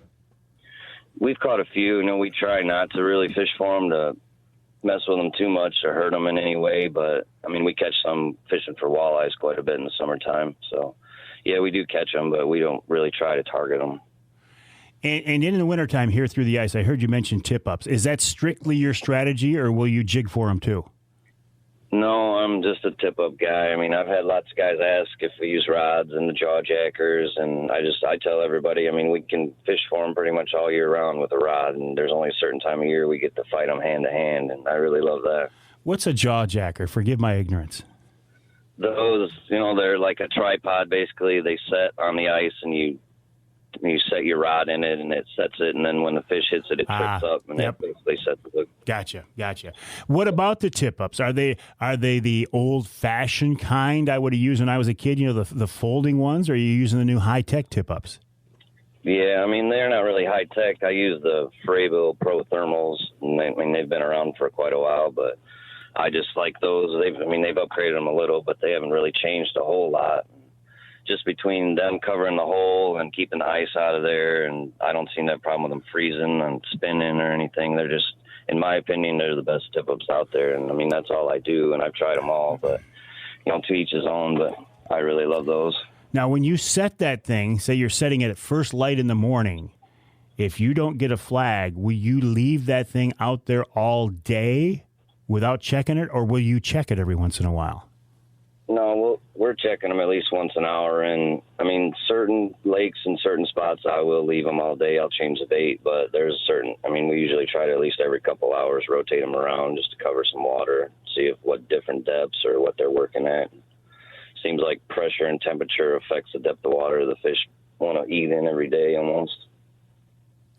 Pressure, fishing pressure or barometric pressure? No, barometric pressure. I mean, fishing pressure too, but barometric pressure more than anything. So what are you looking for? What's your ideal, if the ice is safe, and that's not a factor, what's the ideal weather you're looking at? When you see the forecast say, all right, I got to be on the ice that day. I mean, for me, my favorite days are sunny days, sunny, bright, calm, high-pressure days for those pike. It seems to be always the best for us. I know people hate those for fishing, but really, year after year, it seems to be those are the best days where we get our biggest fish. It's almost really, I don't know if you follow DeerCast. I've almost started to follow that for using it for pike because it seems to be the best days for deer hunting. They're the best days for pike fishing, too. When you get a flag, and this might seem like a stupid question, but can you tell right away? Do you just have a feeling, okay, this is going to be a big fish, or do you actually have to get the line in your hand before you're willing to make that call? Well, 90% of the time you can usually tell, especially with those thermals, that little knob on top. When a big one eats it, I mean, those things are spinning so fast you can hardly see it. But there's a couple lakes I've learned over the years where you really don't know. I mean, I watched one even just last week. It popped and it spun a few times and didn't really go anywhere, and I set the hook, and it ended up being a 37-incher. I mean, it was a big one. But most of the time, yeah, they're running.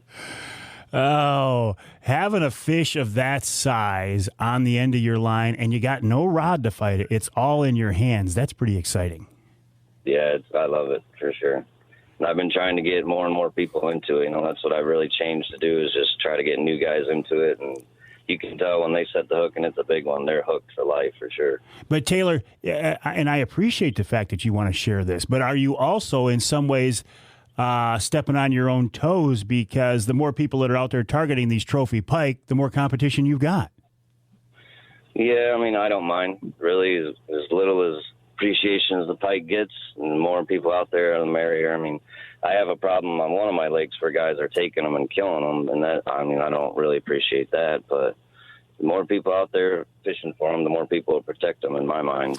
You know what? I got to take a break here, Taylor, but when we come back, let's talk a little bit more about that, the concept of releasing fish and keeping fish and maybe even a slot limit or something like that. We're talking with Taylor Pierson.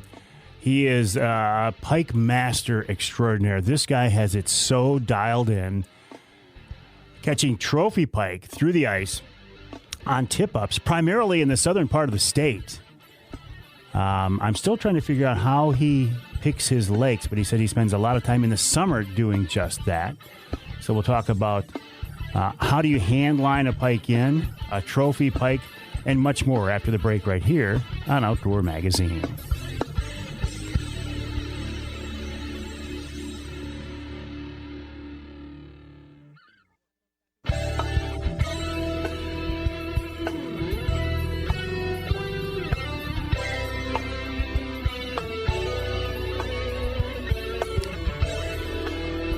can hear the Outdoor Magazine show in Holland, Michigan. You can hear the podcast in Holland, but you can hear the radio show in Holland on WHTC 1450 AM, 99.7 FM, and you can hear us in Iron Mountain on WMIQ 1450 AM. This segment of Outdoor Magazine brought to you by Wilds Plumbing and Heating. Plumbing, heating, air conditioning, cooling, sump pumps, ductwork cleaning, you name it, everything to keep the mechanics of your house running very smoothly. In fact, I was talking to Rosie, Scott Rosen, the other day, and we've been doing some projects in our house that have created a lot of drywall dust. We're going to wait till we're all done. We got one more small project to go, but then we're going to have the guys from Wilds come in and clean our ductwork.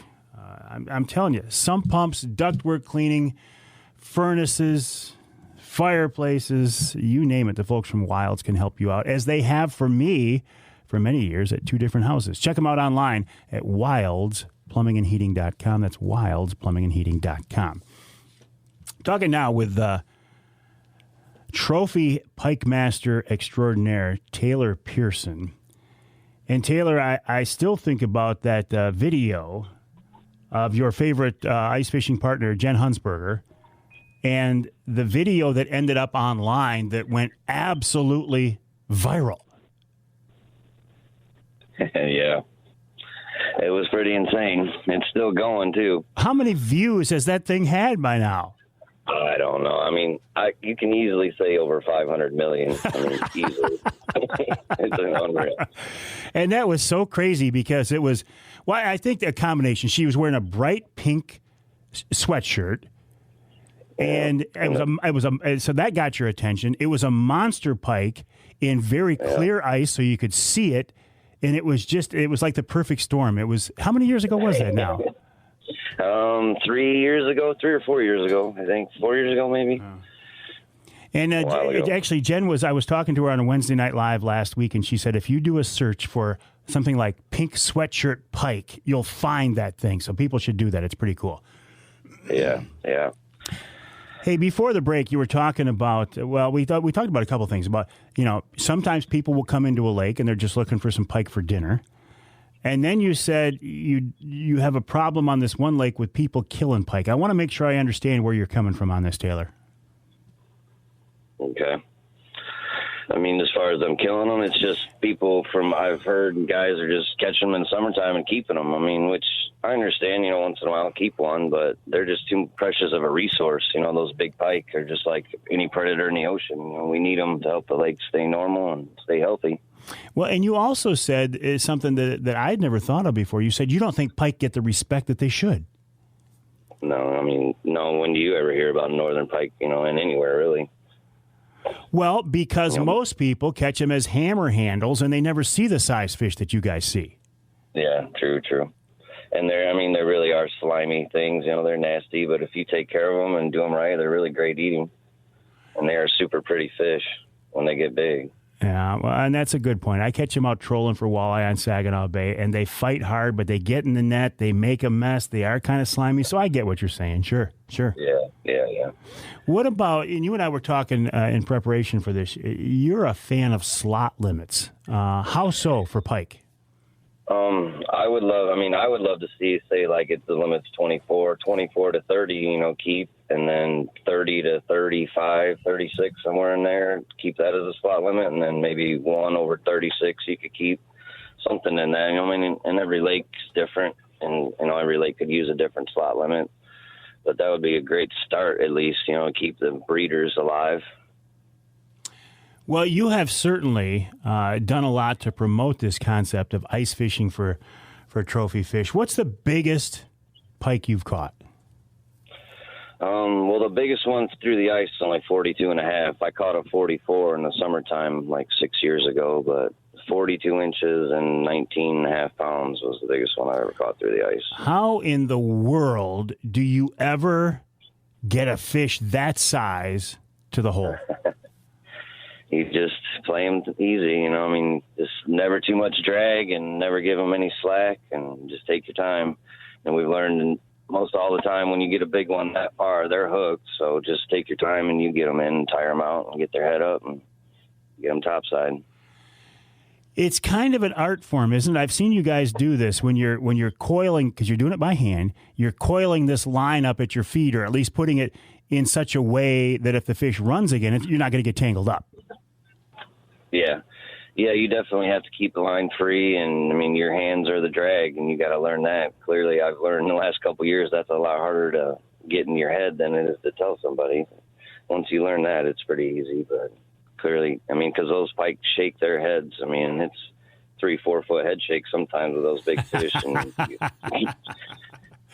I've switched to single hooks, and I've learned you give them slack, they're gone in a hurry. Well, let's talk more about your setup. Big fish, big bait. Is that what you believe in? Yep. Yes, I do.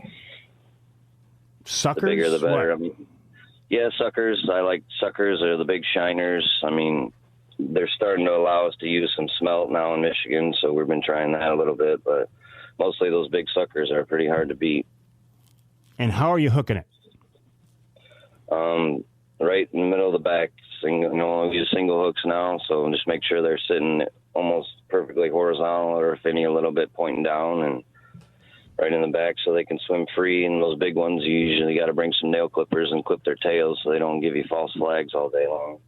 So you want it live. You wanted a live decoy, not a decoy, a live bait, literally down there for you to attract the fish. Yeah, I mean, live or dead, we use both. I mean, it seems earlier in the year live's better, and later in the year dead's better. Do you ever lay them on just lay the bait on the bottom like we would a dead stick for walleye, or is it always suspended? No, I haven't yet. I've talked about it and said I was going to do it for years, and next week we're going to Higgins Lake, and I'm going to do it. I'll promise you right now. I'm putting one on the bottom on Higgins Lake. Now, Higgins is going to be a different body of water from what you're routinely on. For one thing, clear and very deep. Yep, yeah, it's a whole different world up there, especially when you're pike fishing. I love that lake. There's monsters out there, but I mean they're few and far between, and it's a lot of sitting and waiting. But when you get one up there, it is a giant. That's what I was thinking. If any place is going to grow big fish, it's going to be Higgins. Right. Yeah. I mean, I'm sure all the guys, the buddies of mine that live up there, they say there's a state record swimming that lake, and I definitely wouldn't doubt it from all the fish I've seen. What would that be, Taylor? How big of a fish would that have to be? 39 pounds is a state record. I think it was 51 inches. So you're talking a 40-pound fish to be the new state record. Right. That's a monster. Oh, man. I would love to even see that fish. I wouldn't have to catch it, or even just see it swimming. That would be unreal. Wow. When all right, let's go back a step. When you get a flag, do you rush over to that tip up, or do you just take your time and let it happen? I mean, is the fish hooked at that point, or do you have to hook the fish? We usually have to hook them. I mean, those big ones, usually it's almost always in their belly. So we don't ever really worry about it, but certain lakes, I mean, we don't ever run to them. We always take our time, and I run such big spreads that it takes us a while to get there anyways. But no, usually we get there, and if they're running still, we wait till they stop running and then set the hook, or if they're stopped, we'll just slowly give it pressure, and if we feel weight, then set the hook. And the battle's on from there. How far, when they take that bait the first time, is it a slow swim off, or do they run with it before they know they're hooked? Yeah, most of the time it's a pretty quick run. I mean, I think they feel that hook. You can usually tell the difference almost when they're running. I mean, if they're running slow and steady, they really haven't felt that hook yet. But when they're running where you can't even see that knob, they felt that hook and they're going. And how far will they go? On average, I mean, those big ones, I'd say 200-300 feet, and you're running 100-150 yards of line off in a hurry. No kidding. Yeah. It gets a little hairy watching your spool get smaller and smaller and smaller, waiting for the fish to stop. And if it's a big fish, you really can't stop them. You got to wait till they want to stop, I would imagine. Yeah, I've tried like 3 or 4 times probably in the last 5 years. I've had to set them running because the spool is getting so low, and they're never there. You always miss them. So then, okay, so they're out there 100, 150, 200 feet. You set the hook on them. Then how do you work them back to the hole? Well, slow and steady. I mean, usually those big ones, the first initial hook set, they're either flying right at you or flying right away from you. So you're letting them run right away, or you're pulling like a madman, and then they're going flying by the hole the other way. But it's a 50-50 ball game. I mean, a lot of them, you set the hook, and then you're dragging the hand and letting them go because they're going another 100 feet at least, if not more. So you're trying to tire them out. By the time you get them to the hole, you want them tired out, don't you? Yeah. Tired as you can get them, and still, no matter what, they'll come to the hole 3 or 4 times, and they'll just slide by the hole, and you try to work them back, and they'll go back down, and it's just tiring, just like anything, tiring them out and getting them up there. It's got to be pretty cool though to see a 40-inch fish swim underneath your hole and know that you're hooked to that thing with a line. Yeah, it is so awesome, especially those clear lakes we fish. When you see them 10, 20 feet down there, that's when everybody gets excited and everybody gets quiet. It's like, oh boy, there's a real one on now. I'm surprised. Hey, listen, I'm surprised you're actually fishing that deep. Yeah, I mean, there's some of my best lakes I fish super shallow, and some of my lakes I fish, you can't fish shallow. You can't catch them less than 15, 20 feet. Every lake's different. It's amazing. It's just learning the lakes. I mean, like next weekend in Higgins, we'll be running baits 60, 50, 60 feet down. Wow. Yeah. Well, man, I if anybody's going to catch a new state record pike through the ice on a tip-up, I would love to see it be you. That would be so cool. I said it for years. I was hoping it would happen. I don't know anymore, but I mean, I'm never going to stop trying. That's for sure. I love it. These few months out of the year is what we do. Taylor, if folks want to learn more about you, where's the best place to find what you guys are up to? On a Facebook page or something? Yeah. Find me and Jen on Facebook. Most of our pages are public now, so you can find us. And any information, just get a hold of me, and I'm always willing to help anybody. And I think that's really cool that you're so open about that. I appreciate that. Taylor Pearson, good luck this winter. Have fun on Higgins, and I'll look forward to seeing pictures of you and Jen's big fish. All right, Mike. Thanks. Take care of yourself this winter. All right, you as well. We'll take a break here in the Outdoor Magazine show. When we come back, we'll talk about a couple of more things. And then we will wrap it all up with wild game chef extraordinaire Dave Miner. Dave Miner, the man who's doing a drive-through wild game dinner for my church, Trinity Monitor. That's coming up. We'll have details on that here on Outdoor Magazine.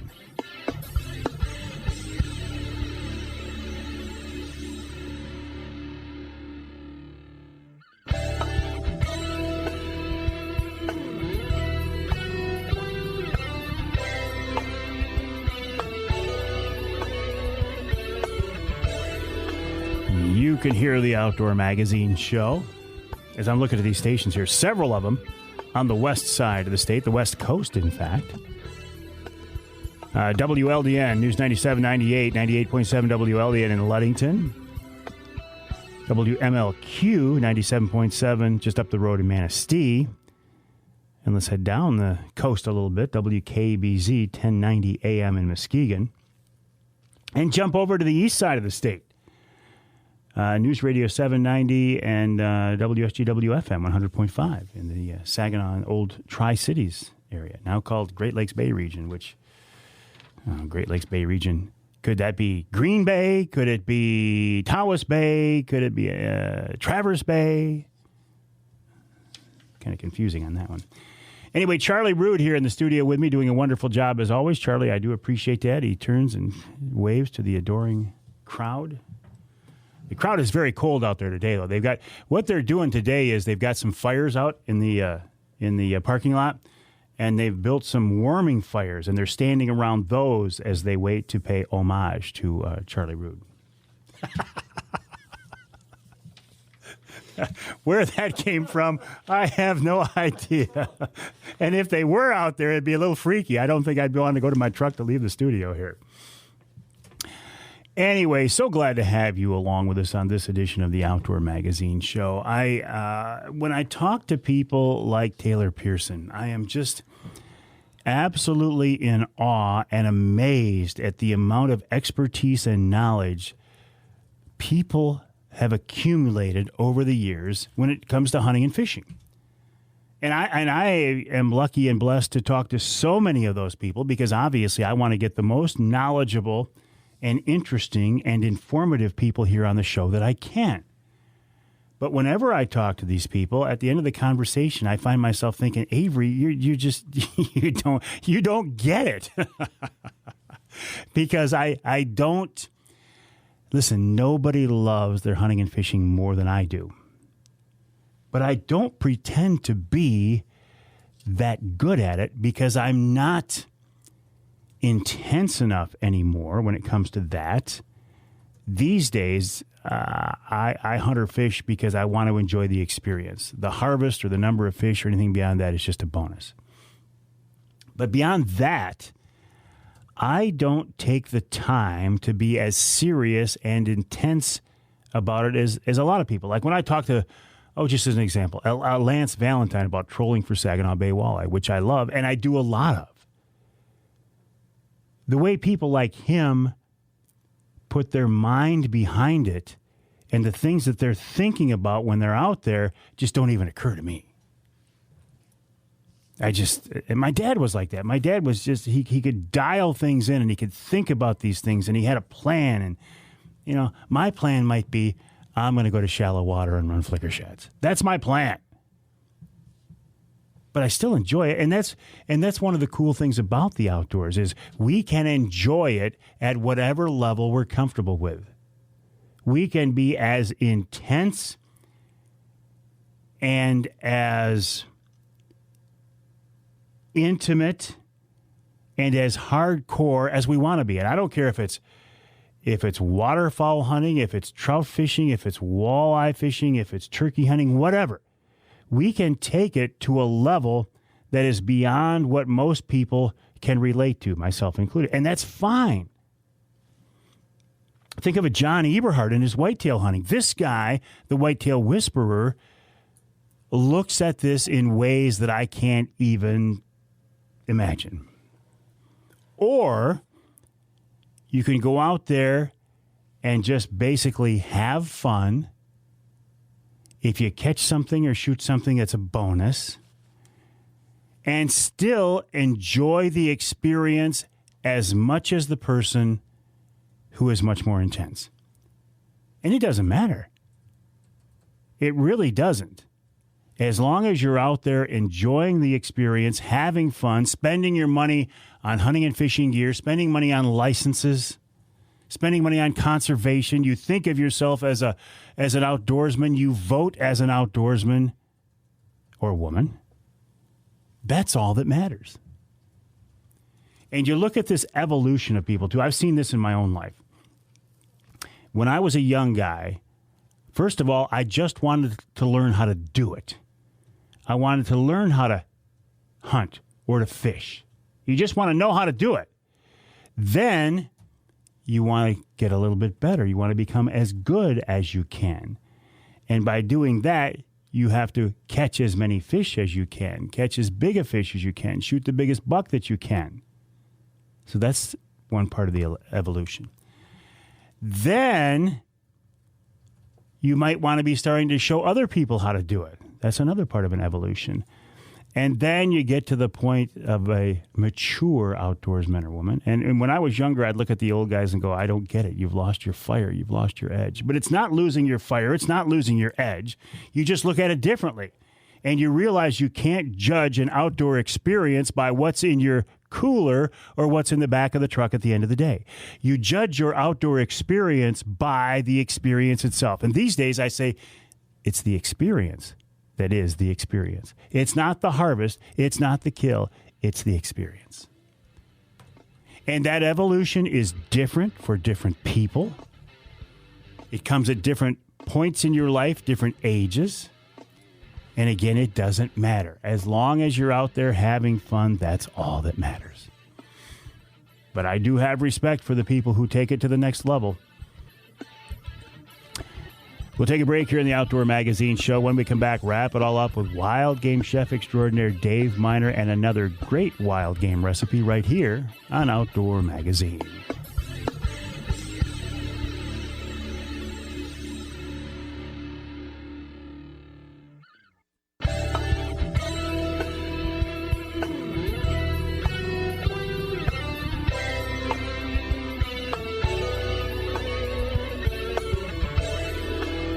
Welcome back to Outdoor Magazine. My name is Mike Avery. Glad to have you along with us. Also very glad to have my good friend, wild game chef extraordinaire Dave Miner, along with us to wrap up each week's show. And if you have been missing the fact that Oscar and Joey's Roadhouse has been closed for a while, but you're jonesing for some Chef Dave Miner wild game, just a heads up, there's going to be a drive-through wild game dinner at my church, Trinity Monitor. That's for the Athletic Association, Saturday, March 13th from 3 to 6. You got to call ahead of time to get tickets, 989-662-4891. And Dave, excitement is running pretty high for this. People are jonesing for some Dave Miner food. I know it. Everybody I talk to is geeked for it. And also, you want to make sure you're going to have people pre-order from some selections, like a walleye New Orleans dish, a Cajun wild boar. For those non-game eaters, a chicken, Michigan Traverse City cherry chicken, black or some elk with red wine sauce and mushrooms. It's going to be a great dinner with all those fixings to go with it. We're getting set. All right, we're looking forward to that. And let's not do the same mistake I did last week and not leave you time for a recipe. What do you have for us this week, Dave? Well, I've got a bronzed walleye Caesar salad. Huh. It's a twist on the old chicken Caesar. Yeah. Seeing how I want everybody to start to think spring, okay? Yeah, I'm okay with that, yeah. So you need about 8 ounces per person. And this is going to be for 4 portions of salad. So you want to cut your boneless, skinless, take the lateral line out of any of the bigger fish and skin them deep and make sure you don't use any of the belly. So you want to cut them into 1.5 inches by 2.5 inches strips. And you're going to take and rub them with olive oil, or you could put them in a little bowl and maybe put some olive oil in it, mix it around, and then use a Cajun spice. I like to do that. You can make it as spicy or as mild as you like. And then a medium hot pan. This is bronzed, and so you want it kind of brown. You don't, unless you really want it black, and by all means get the pan smoking hot and blacken it. But this is for maybe kids would like this too. So you don't want to do that too hot. So in that medium hot pan, you want to slowly brown the fish just until it's done. And that's only going to take a little while because you got small pieces. When you get that done, set it aside. For the salad, you want to use romaine lettuce. You can get the hearts or the head lettuce. You want to wash it real good, drain it, pat it dry, trim any of the heavy-duty stems up, and cut it up in nice bite-sized pieces like you would a regular salad. And you're going to need about 1/2 cup of Parmesan cheese, some croutons. And one of the options is crispy bacon or diced tomatoes. You could use either, or it's just an option. It's up to the family. And if you like, you could Google how to make Caesar dressing, or there's numerous ones on the market that are really good. So at the restaurant, we make our own for sure. And you're going to need a pepper mill to top this off with. So in a large bowl, you want to add the romaine, some part of the Parmesan cheese, save enough that you can sprinkle on top after you're done. You could put the croutons in it if you like, or you could put them on top. It's up to you. Add the dressing, mix it up real nice. You want it kind of moist. You don't want this too dry, or you don't want it sloppy or either, you know. So when you get it all made up, divide it up on the plates, take your fish and take the strips and lay it out real nice on the top of it, kind of in like a teepee kind of a style, you know. And then if you want to, you could put the bacon on it, the diced tomatoes, and sprinkle the cheese on top. It's just a killer dish, you know. It sounds wonderful. At the restaurant when the government allowed us to be open. Well, hopefully, eventually, before too long, we'll be able to come back to Oscar and Joey's. I can only hope. But in the meantime, if somebody wants to try some Chef Dave Miner cooking, the Trinity Monitor Wild Game Dinner, it's a drive-through dinner because we can't have events in person. But it is our goal, too. I'll tell you this, Dave, that once the world gets back to what is going to be normal eventually, we want to go back to our big in-person dinners. And at Trinity, we plan on having our big wild game dinner and auction once again. And hopefully by next year, we can go that route. That would be wonderful. I'm looking forward to it, Michael. Thank you. All right. And looking forward to you doing the drive-through dinner. Call 989-662-4891 for tickets. You have to know ahead of time what meal it is you want, but Chef Dave Miner's cooking it up, and you know it's going to be good.